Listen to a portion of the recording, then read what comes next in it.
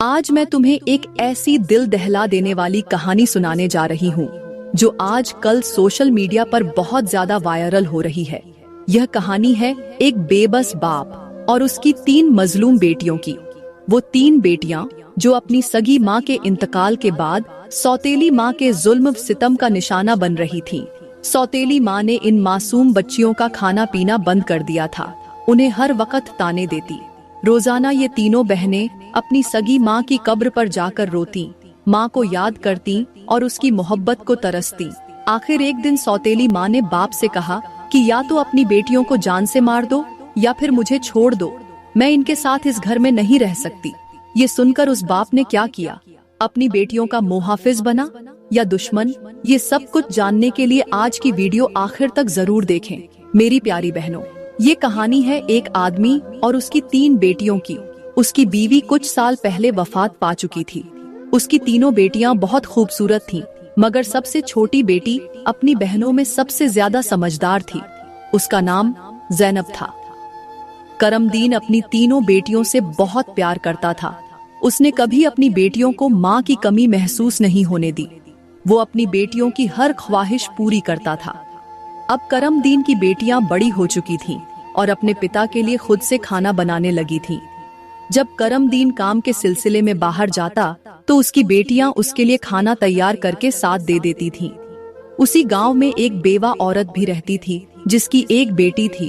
उस बेवा की आदत थी कि वो हर घर में कुछ न कुछ मांगने के लिए चली जाती थी। जब करमदीन की बेटियां अपने पिता के लिए खाना बनाती तो वो औरत अक्सर उसी वक्त उनके घर आग मांगने के लिए आ जाती। लेकिन करमदीन की सबसे छोटी बेटी ज़ैनब को वो बेवा औरत बिल्कुल भी अच्छी नहीं लगती थी। जब भी वो औरत उनके घर आती, ज़ैनब अपनी बहनों से कहती, ये औरत हमारे घर क्यों आती है? ये औरत बिल्कुल भी अच्छी नहीं है। बड़ी दोनों बहनें ज़ैनब को समझाती, देखो ज़ैनब, ये बेवा औरत है और गरीब है। अगर हमारे घर से आग ले जाती है तो इसमें तुम्हारा क्या नुकसान है? ज़ैनब अपनी बहनों की बातें सुनकर चुप हो जाती, लेकिन दिल में हमेशा कहती, देख लेना, ये औरत एक न एक दिन हम सबके लिए मुसीबत खड़ी करेगी। ये सिलसिला यूं ही चलता रहा। वो औरत रोज उनके घर से आग लेने आती और मौका पाकर करमदीन के खाने में राख मिला देती। करमदीन ने जब अपने खाने में खराबी महसूस की तो सोचा, बेचारी बच्चियां हैं, खाना बनाते वक्त कोई गलती हो जाती होगी। वो अपनी बेटियों से बहुत प्यार करता था और ये बात समझ नहीं पा रहा था कि उसकी बेटियां उसका खाना क्यों खराब कर रही हैं। फिर एक दिन करमदीन ने सोचा, आज मैं अपनी बेटियों पर नजर रखूंगा। आखिर मेरी बेटियां अचानक मेरे खाने में क्या मिलाने लगी हैं। जब करमदीन की बेटियां खाना बनाने लगी तो वो छुपकर उन्हें देखने लगा। बड़ी बेटी साफ पानी से चावल धो रही थी, छोटी बेटी सालन बना रही थी और सबसे छोटी बेटी ज़ैनब बर्तन साफ कर रही थी, जिन बर्तनों में खाना डाला जाना था। कुछ ही देर में खाना पककर तैयार हो गया। खाने में कोई खराबी नहीं थी। करमदीन हैरान था, लेकिन फिर अचानक जो देखा उससे उसके पैरों तले जमीन खिसक गई। वही बेवा औरत उनके घर आग लेने आई थी और ज़ैनब उससे बहस कर रही थी, तुम हर रोज यहाँ क्यों आती हो? क्या हमारे अलावा पूरे गांव में कोई और घर नहीं? ज़ैनब की बड़ी बहन ने नरमी से कहा, कोई बात नहीं ज़ैनब, ये बेवा औरत है, इसे आग लेने दो। लेकिन उस बेवा औरत ने आग लेने के बहाने नजरें बचाकर करमदीन के खाने में राख मिला दी और सारा खाना खराब कर दिया। ये देखकर करमदीन का खून खौल उठा। दूसरे दिन उसने बेवा औरत को अपने घर बुलाया और गुस्से में दहाड़ा, तुम्हारी हिम्मत कैसे हुई मेरा खाना खराब करने की? वो औरत बड़ी नाटकी अंदाज में करमदीन के पास आई, हल्की सी हंसी, आंखों में चालाकी और हाथ बढ़ाकर करमदीन के सीने पर फेरते हुए बोली, अरे मैं तो यहाँ देख रही थी कि तुम सच में अपनी बेटियों से प्यार करते हो या नहीं। खाना खराब होने पर तुम उन्हें डांटते हो या नहीं। लेकिन तुम तो बड़े अच्छे इंसान निकले, अपनी बेटियों से बहुत प्यार करने वाले। तुमने तो मेरी चालाकी फौरन भांप ली। अब तो मुझे यकीन हो गया है कि तुम अपनी बेटियों से बेहद मोहब्बत करते हो। आइंदा ऐसा कुछ नहीं होगा। करमदीन उसकी बातों और बनावटी अदाकारी पर यकीन करने लगा, क्योंकि वो बेवा औरत बेहद परकशिश थी। करमदीन उसकी चालाक बातों और मीठी जुबान से मुतासिर होकर कुछ भी कहने के बजाय उसे अपनी शरीक ए हयात बनाने का इरादा कर बैठा। कुछ ही दिनों में उसने अपनी बेटियों से इजाजत लिए बिना उस बेवा औरत से निकाह कर लिया और उसे अपने घर ले आया। शादी के चंद दिनों बाद ही वो औरत करमदीन की तीनों बेटियों से नफरत करने लगी और उसने उन्हें घर से निकालने के मंसूबे बनाने शुरू कर दिए। दिल में साजिशें पलने लगीं। वो सोचती कि अगर बेटियां घर से निकल जाएं, तो वो और उसकी बेटी आराम से मौज मस्ती कर सकेंगी और करमदीन की सारी तवज्जो सिर्फ उन दोनों पर रहेगी। वो जानती थी कि करमदीन अपनी बेटियों से बेहद मोहब्बत करता है और उन्हें जरा सा भी दुखी नहीं देख सकता, मगर वो अपनी चालाकियों से उसके दिल में जहर भरना चाहती थी। उसकी अपनी बेटी हमेशा कीमती लिबास पहनकर पूरे गांव में निकली रहती, जिससे वो जदीद जमाने की दिखाई देती। लेकिन सौतेली माँ ने करमदीन की तीनों बेटियों पर घर का हर काम थोप दिया। सुबह से रात तक काम के बोझ तले दबी रहती, पेट भर खाने को न मिलता और धीरे धीरे उनकी तमाम जरूरतें भी कम कर दी गईं। तीनों बहनें हर लम्हा उदास रहने लगीं। एक दिन दो बड़ी बहनें रंजव गम में रो रही थीं, तो ज़ैनब पास आई और बोली, प्यारी बहनों, आओ हम कहीं बाहर चलें ताकि दिल का बोझ कुछ हल्का हो। तीनों बहनें घर से निकल गईं और चलते चलते एक घने जंगल में जा पहुंची। वहां एक कदीम दरख्त के साए में बैठकर वो अपनी माँ को याद करते हुए बिलक बिलक कर रोने लगी। इतने में एक अल्लाह वाले बुजुर्ग वहां से गुजर रहे थे। ज़ैनब मिट्टी पर बैठी आसमान की तरफ देखकर रो रही थी। ऐ मेरे अल्लाह, हम बेसहारा लड़कियां हैं, हम बहुत तकलीफ में हैं। तू सब देख रहा है ना, हमारी सौतेली माँ हम पर कितना जुल्म कर रही है। हम कई दिनों से भूखे हैं। अल्लाह वाले बुजुर्ग खामोशी से खड़े होकर उनकी बातें सुनते रहे, फिर नरमी से बोले, बेटियों, तुम तीनों यहाँ इस दरख्त के नीचे हर रोज आती हो, तुम्हारा क्या दुख है, मुझे बता सकती हो? ज़ैनब ने आंसू पोंछते हुए अल्लाह वाले बुजुर्ग को सारा हाल कह सुनाया। उनकी कहानी सुनकर बुजुर्ग को बेहद अफसोस हुआ। वो बोले, बेटी, यहाँ से कुछ दूर मेरी एक छोटी सी झोंपड़ी है, मैं वहाँ इबादत करता हूँ। झोंपड़ी के सामने एक अनार का दरख्त है, जिस पर सुर्ख रस भरे अनार लगे हुए हैं। जाओ, जितने मर्जी तोड़कर खा लो, अल्लाह ने इनमें बरकत रखी है। ये सुनकर तीनों बहनों के चेहरों पर पहली बार खुशी की लहर दौड़ गई। वो शुक्रगुजारी के जज्बात से सरशार उस झोंपड़ी की तरफ रवाना हो गई। उन्होंने देखा कि दरख्त पर निहायत ही दिलकश और ताज़ा अनार लगे हुए हैं। तीनों ने एक एक अनार तोड़ा और बैठकर मजे से खाने लगी। जब पेट भर गया तो उन्होंने बुजुर्ग का शुक्रिया अदा किया और खुशी खुशी घर वापस आ गई। इसके बाद जब भी उनकी सौतेली माँ उन्हें खाने से महरूम रखती, तो वो रोज जंगल जाती और अनार तोड़कर अपना पेट भर लेती। आहिस्ता आहिस्ता उन्होंने अपनी सौतेली माँ का दिया हुआ खाना मुकम्मल तौर पर छोड़ दिया। अब उनकी सौतेली माँ हैरान होने लगी। मैं इन लड़कियों को खाने को कुछ नहीं देती, इनसे दिन रात काम करवाती हूँ, इन्हें जलील करती हूँ, फिर भी इनके चेहरों पर अजीब सी रौनक है। कोई बीमार भी नहीं होती, बल्कि इनकी खूबसूरती बढ़ती जा रही है। और मेरी बेटी, जिसे मैं बेहतरीन खाने खिलाती हूँ, वो तो इनके मुकाबले में मंद पड़ रही है। दूसरे दिन जब लड़कियां जंगल की तरफ गईं, तो सौतेली माँ ने अपनी बेटी को उनका पीछा करने के लिए भेज दिया। जब तीनों बहनें अनार तोड़कर खा रही थीं, तो ज़ैनब ने अपनी सौतेली बहन को देख लिया और कहा, ये लड़की हमारा पीछा कर रही है, मैं इसे यहाँ से भगा देती हूँ। फिर ज़ैनब ने हाथ में पकड़ा अनार छुपा लिया और बोली, अगर इसने सब कुछ अपनी माँ को बता दिया तो हमारे लिए मुश्किल खड़ी हो जाएगी। लेकिन बड़ी बहनों ने समझाया, ज़ैनब, तुम ये क्या कह रही हो? ये तो बेकसूर है, हमें तंग करने वाली इसकी माँ है, ये नहीं। फिर तीनों बहनों ने अपनी सौतेली बहन को अपने पास बिठाया और एक अनार पेश किया, लेकिन उसने इनकार कर दिया और तेजी से अपनी माँ के पास जाकर बोली, माँ, वो लड़कियां भूखी नहीं रहती, वो तो जंगल में एक दरख्त से अनार तोड़कर खा लेती हैं, और वहाँ एक बुजुर्ग भी हैं जो उन्हें कुछ कहने के बजाय उन्हें खाने दे रहे हैं। ये सुनकर सौतेली माँ का गुस्सा भड़क उठा। वो सोचने लगी, मुझे हर हाल में उन्हें अनार खाने से रोकना होगा। पूरा दिन वो इसी गुस्से में रही। शाम को जब करमदीन काम से घर आया तो उसने अपनी बीवी को उदास और परेशान देखा।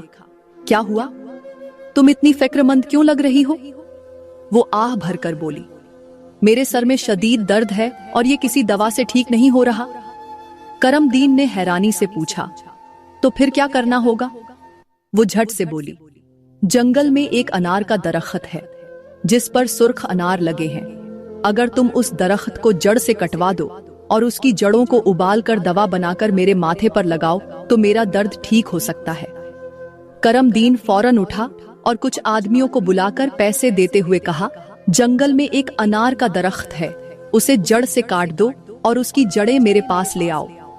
कुछ ही घंटों में आदमी उस दरख्त को जड़ से उखाड़कर जड़ें करमदीन के हवाले कर गए।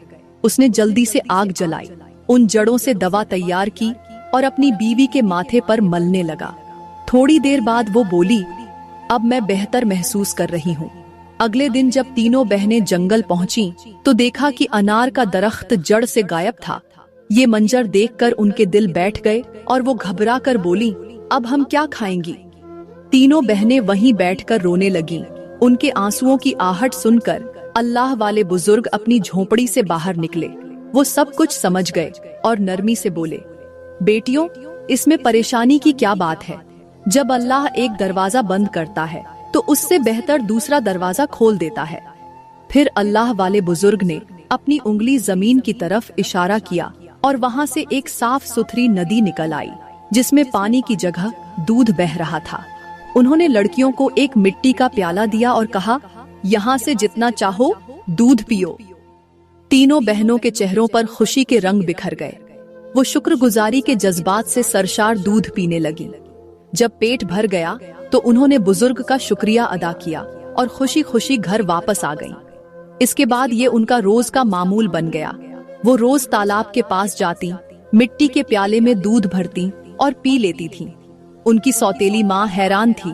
वो सोच रही थी, मैंने तो जंगल से अनार के दरख्त को जड़ से उखाड़ दिया था, फिर भी इन लड़कियों की सेहत पर कोई फर्क नहीं पड़ा। मैं तो इन्हें पेट भर खाने को भी नहीं देती। आखिर ये ऐसा क्या खा रही है जिससे ये दिन ब दिन निखरती जा रही है? वो इस राज को जानने के लिए बेकरार हो गई। उसने अपनी बेटी को बुलाया और कहा, तुम फौरन इनका पीछा करो और पता लगाओ कि ये आखिर कहाँ जाती हैं और क्या खाती हैं। लड़की चुपचाप अपनी बहनों के पीछे चल पड़ी। जब तीनों बहनें मिट्टी के प्याले से दूध पी रही थीं, तो ज़ैनब ने अचानक पीछे मुड़कर देखा। सौतेली बहन को छुपकर देखते हुए पाकर वो फौरन बोली, ये लड़की फिर हमारा पीछा कर रही है। फिर उसने घबराकर अपनी बहनों से कहा, जल्दी उठो और इसे यहाँ से जाने को कहो। अगर इसने हमारे दूध के तालाब को देख लिया तो ये जाकर सब बता देगी और फिर घर में हंगामा खड़ा हो जाएगा।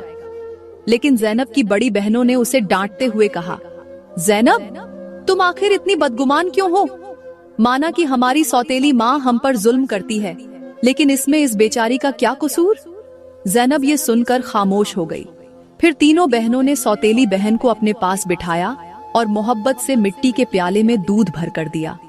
लड़की ने दूध पिया और जल्दी से अपनी माँ के पास पहुंचकर तालाब और दूध के बारे में सब कुछ बता दिया। ये सुनकर सौतेली माँ का खून खौल उठा। वो चीख कर बोली, ये लड़कियां फिर मेरे काबू से बाहर जा रही हैं। अब इन्हें हमेशा के लिए खत्म करना होगा। उसने फौरन कुछ आदमियों को बुलाया और कहा, जितने पैसे चाहो मैं तुम्हें दूंगी, लेकिन तुम्हें जंगल जाना होगा। वहाँ एक बुजुर्ग की झोपड़ी और एक तालाब है। तुमने वो झोपड़ी जला देनी है और तालाब में मिट्टी डाल देनी है। बदले में तुम्हें मनचाहा इनाम मिलेगा।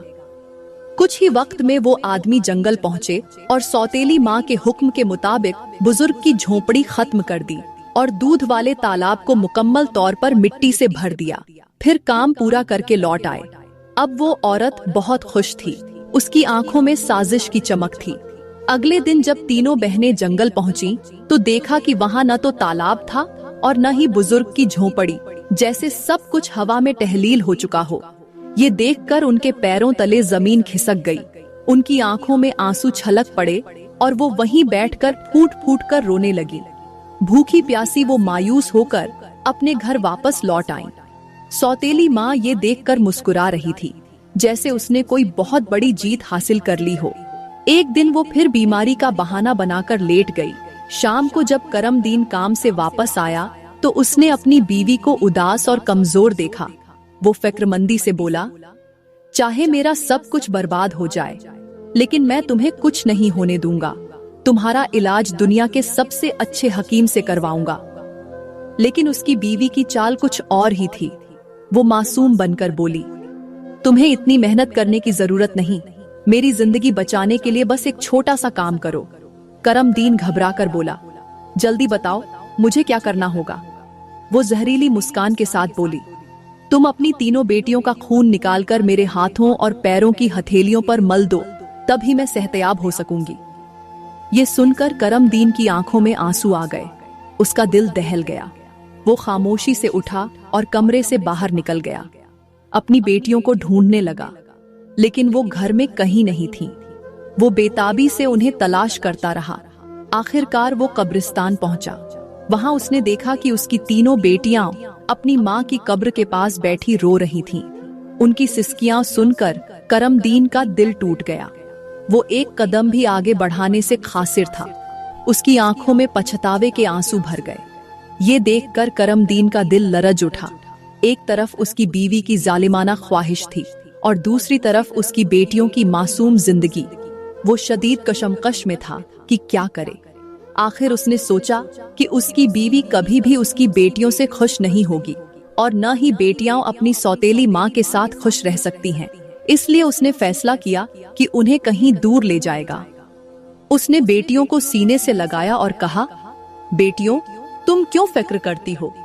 मैं तुम्हें एक ऐसी जगह ले चलता हूँ जहाँ तुम्हें कोई तकलीफ न पहुँचा सके। वो उन्हें एक घने जंगल में ले गया। वहाँ उसने मिट्टी का चूल्हा बनाया और बेटियों को अपने हाथों से खाना बनाकर खिलाया। जब बेटियों ने सैर होकर खाना खा लिया तो वो एक दरख्त के नीचे सो गईं। लेकिन करमदीन के दिल में एक फैसला पक चुका था। वो अपनी बेटियों को सोता छोड़कर वहाँ से चला गया। उसकी आंखों में आंसू थे, लेकिन उसके दिल में यही ख्याल था कि कम अज कम मेरी बेटियां जिंदा तो रहेंगी और अपनी सौतेली माँ के जुल्म से बच जाएंगी। रास्ते में उसने एक हिरण का शिकार किया और उसका खून लेकर अपनी बीवी को दे दिया। वो खून देखकर खुशी से झूम उठी। अपने हाथों और पैरों पर मलकर बोली, अब मुझे सुकून मिल गया। उसे यकीन हो गया कि करमदीन ने वाकई अपनी बेटियों को मार दिया है। दूसरी तरफ जब तीनों बहनें जागीं तो देखा कि उनका बाप उन्हें तन्हा छोड़कर जा चुका है। उनके दिल दहल गए। वो जंगल में इधर उधर भागती रहीं और अपने बाप को पुकारने लगी। जंगली जानवरों की आवाजें सुनकर वो खौफजदा हो गई और बेबसी में रोने लगी। इत्तेफाक से उसी जंगल में 3 दोस्त शिकार के लिए आए हुए थे। जब वो शिकार खत्म करके वापस जाने लगे तो नासिर नामी दोस्त रुका और बोला, मुझे लग रहा है यहाँ कोई मुसीबत में है। क्या तुम लोग भी किसी के रोने की आवाज सुन रहे हो? मुझे तो बहुत वाजह सुनाई दे रहा है। बाकी दोनों दोस्त भी मुतवज्जे हुए और बोले, चलो जल्दी देखते हैं, शायद किसी को हमारी मदद की जरूरत हो। तीनों आवाज की सिमत चल पड़े। आगे जाकर देखा कि 3 निहायत खूबसूरत लड़कियां बैठकर रो रही हैं। नासिर ने आगे बढ़कर नरमी से पूछा, तुम यहाँ अकेली क्या कर रही हो? इतना क्यों रो रही हो? ज़ैनब ने नासिर को अपनी सारी कहानी सुनाई। सब दोस्तों को उन पर बेहद तरस आया। उन्होंने आपस में मशवरा किया और कहा, क्यों ना हम इन लड़कियों से निकाह कर लें, इन्हें तहफ्फुज भी मिल जाएगा और हमारी जिंदगी भी सुकून से गुजरेगी। फिर उन तीनों दोस्तों ने तीनों बहनों से शादी कर ली। ज़ैनब का निकाह नासिर से हो गया। खुशकिस्मती से तीनों दोस्तों के घर भी करीब थे और यूं तीनों बहनें खुशी खुशी अपने अपने घरों में बस गईं। 1 साल बाद ज़ैनब के यहाँ बेटे की पैदाइश हुई। ये खबर सुनकर नासिर के दोस्त और ज़ैनब की बहनें बेहद खुश हुईं। वक्त गुजरता गया। ज़ैनब का बेटा 2 साल का हो चुका था।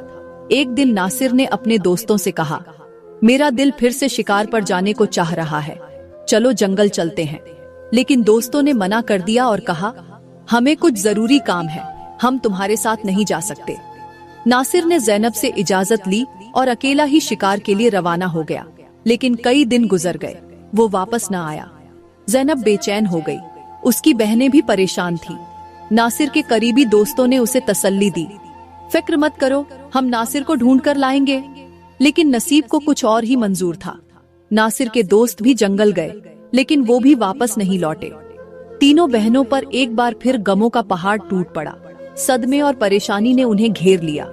एक रात ज़ैनब अपने बेटे को सुलाने की कोशिश कर रही थी कि दरवाजे पर दस्तक हुई। वो तेजी से उठी और दरवाजा खोला। सामने एक नूरानी सूरत बुजुर्ग खड़े थे। जिन्होंने हरे रंग के लिबास झेप तन किए हुए थे। जैनब उन्हें देखकर बोली, बाबा, मेरा शौहर घर पर नहीं है, मैं आपको अंदर आने की इजाजत नहीं दे सकती। जब वो आएगा तब आप आ जाना। इस पर फकीर बोला, बेटी, मुझे बहुत भूख लगी है, किसी भूखे को खाना खिलाने में क्या हर्ज है। जैनब ने मजबूर होकर फकीर को घर में बुला लिया और उसके लिए खाना बनाने लगी। लेकिन वो फकीर बुरी नजरों से जैनब को देखता रहा। फिर वो अचानक उठा, जैनब के करीब आया और जहरीली मुस्कान के साथ बोला, सुनो लड़की, तुम मुझे बहुत अच्छी लगती हो, अपने बेटे को छोड़ दो और मुझसे शादी कर लो। जैनब ये सुनकर कांपने लगी। बाबा, आप ये कैसी बातें कर रहे हैं? मैं शादीशुदा हूँ और एक बच्चे की माँ हूँ। आपकी हिम्मत कैसे हुई ऐसा कहने की? ये सुनकर फकीर के चेहरे का रंग बदल गया। वो कोई आम फकीर नहीं था, बल्कि एक खतरनाक जादूगर था। गुस्से में आकर उसने अपने जादू से जैनब को कुतिया बना दिया और उसके गले में रस्सी डालकर घसीटते हुए ले जाने लगा। उधर जैनब का बेटा जोर जोर से रो रहा था। उसकी बहनों ने जब बच्चे के रोने की आवाज सुनी तो वो तेजी से भागती हुई वहां पहुंची। जल्दी से जैनब के बेटे को सीने से लगाया और जैनब को घर में ढूंढने लगी, मगर वो कहीं नहीं थी। उनकी सौतेली माँ के बाद अब जैनब भी गायब हो चुकी थी और वक्त का पहिया चलता रहा। 14 साल गुजर गए। जैनब का बेटा अब जवान हो चुका था। उसकी खालाओं ने उसे मोहब्बत और मेहनत से पाल पोस कर बड़ा किया था। एक दिन उन्होंने उसे जैनब के बारे में पूरी हकीकत बता दी। ये सुनते ही वो बेचैन हो गया और बोला, खाला, मैं आज अपनी माँ और बाप को ढूंढने जरूर जाऊंगा। खालाओं ने उसे रोकने की कोशिश की। बेटा, जो होना था वो हो चुका, जो चले गए वो वापस नहीं आ सकते। हम तुम्हें भी खोना नहीं चाहती। हमारे शौहर भी जंगल गए थे और वो भी कभी वापस नहीं आए। अगर तुम भी चले गए तो हम किसके सहारे जिएंगी? लेकिन लड़के ने हिम्मत से कहा, खाला, आप फिक्र मत करें, मैं अपने बाप, माँ और सबको ढूंढकर ही वापस लौटूंगा। फिर वो जंगल की तरफ रवाना हो गया। कई दिनों तक वो जंगल में भटकता रहा, लेकिन उसे कुछ समझ नहीं आ रहा था कि कहाँ तलाश करे। सफर करते करते वो एक अजीब इलाके में जा पहुंचा, जहाँ हर तरफ सिर्फ पत्थर ही पत्थर थे। पत्थर की बड़ी बड़ी इमारतें और दरमियान में एक खूबसूरत मगर छोटा सा पत्थर का घर था। वो गौर से उस घर को देख रहा था कि अचानक उसके दरवाजे से एक नूरानी बुजुर्ग बाहर आए और बोले, बेटा, तुम यहाँ नए लगते हो, इस खतरनाक इलाके में आने की क्या जरूरत थी? लड़के ने जल्दी से कहा, बाबा जी, मैं अपने माँ बाप और ताया को ढूंढने के लिए यहाँ आया हूँ। मेरी माँ को एक जादूगर ने कुतिया बनाकर अपने साथ ले गया था। अल्लाह वाले बुजुर्ग ने गहरी सांस ली और बोले, बेटा, ये इलाका एक निहायत ही खतरनाक जादूगर का है। वो बहुत ताकतवर है। जो भी उससे उलझता है या उसकी मर्जी के खिलाफ जाता है, वो उसे पत्थर का बना देता है। ये जो तुम्हें हर तरफ पत्थर नजर आ रहे हैं, ये दरअसल वही लोग हैं जो कभी इंसान हुआ करते थे, मगर जादूगर ने उन्हें पत्थर बना दिया। लड़के की आंखों में हैरत और खौफ छलकने लगा। बुजुर्ग ने मजीद कहा, कुछ साल पहले यहाँ एक नौजवान आया था। उसके बाद उसके पीछे 2 और नौजवान भी आए, लेकिन जादूगर ने उन्हें दरख्त और पत्थर में बदल दिया और एक नेक दिल लड़की को भी 12 साल से कैद करके रखा है। वो उस लड़की से शादी करना चाहता है, मगर वो किसी भी तरह मानने को तैयार नहीं। बुजुर्ग की बातें सुनते ही लड़के का दिल तेज धड़कने लगा। यकीनन वो लड़की मेरी माँ है और ये पत्थर और दरख्त मेरे ही खानदान के लोग हैं। आखिरकार मैंने अपने अपनों को ढूंढ ही लिया। उसकी आंखों में आंसू आ गए, मगर अब वो किसी भी कीमत पर अपनी माँ और खानदान को बचाने का फैसला कर चुका था। लड़के ने बुजुर्ग को अपनी पूरी कहानी सुनाई और आजिजी से कहा, बाबा जी, आप मेरी मदद करें, इन बेबस लोगों को बचाने का कोई रास्ता बताएं। अल्लाह वाले बुजुर्ग, जिनकी झोंपड़ी को कभी जैनब की सौतेली माँ ने जला दिया था, मुस्कुराए और नरमी से बोले, बेटा, अल्लाह हमेशा नेक दिल वालों की मदद करता है, तुम्हें हिम्मत नहीं हारनी चाहिए। वो जानते थे कि जादूगर बहुत चालाक और खतरनाक है, लेकिन वो भी अब इस इलाके में मजबूरन रहने लगे थे। बुजुर्ग ने लड़के से वादा किया, मैं तुम्हारा साथ जरूर दूंगा, शायद तुम्हारी माँ को आजाद कराने से बाकी कैदियों को भी रिहाई मिल जाए। फिर उन्होंने गांव वालों को बताया, ये मेरा पोता है जो दूसरे गांव से मुझसे मिलने आया है। जब जादूगर को खबर मिली कि गांव में कोई नया लड़का आया है तो वो फौरन बुजुर्ग के पास पहुंचा और शक भरी नजरों से पूछा, ये लड़का कौन है? बुजुर्ग ने नरमी से जवाब दिया, ये मेरा पोता है। यूं जादूगर और लड़के की मुलाकात हुई और लड़का अपनी पहचान छुपाकर जादूगर के करीब होने लगा। जादूगर ने उसे गौर से देखा और मुस्कुराकर बोला, तुम बहुत ज़हीन लगते हो और अपने दादा की तरह नेक और मासूम हो। कल तुम्हें एक काम करना होगा। मैं तुम्हें एक खास इमारत में भेजूंगा जहां एक लड़की कैद है। तुम उसे मेरा पैगाम दोगे। मैं उससे शादी करना चाहता हूँ। लड़का दिल ही दिल में खुश हो गया कि वो अब अपनी माँ से मिलने जा रहा है। उसने सोचा, मैं अपनी माँ के लिए फूलों का एक गुलदस्ता लेकर जाऊंगा और इसी बहाने अपनी पहचान जाहिर करूंगा। उसे याद आया कि ज़ैनब की शादी के वक्त नासिर ने उसे एक खास अंगूठी दी थी जिस पर उसका नाम कंदा था। वक्त गुजरने के साथ ज़ैनब ने वही अंगूठी अपने बेटे को पहना दी थी और वो अब भी उसके हाथ में मौजूद थी। सालों बाद वो अंगूठी बड़ी करके दोबारा बनवाई गई, लेकिन पहचान अब भी वही थी। अल्लाह वाले बुजुर्ग ने लड़के को समझाया, अपनी अंगूठी को फूलों के गुलदस्ते में छुपा दो। जब तुम्हारी माँ उसे देखेगी तो फौरन पहचान लेगी, लेकिन खबरदार, ये काम आसान नहीं होगा। जादूगर ने ज़ैनब की निगरानी के लिए एक चौकीदार मुकर्रर कर रखा है जो हर वक्त उस पर कड़ी नजर रखता है। लेकिन जादूगर बुजुर्ग की बेहद इज्जत करता था और उनके पोते को भी नेक और मासूम समझता था।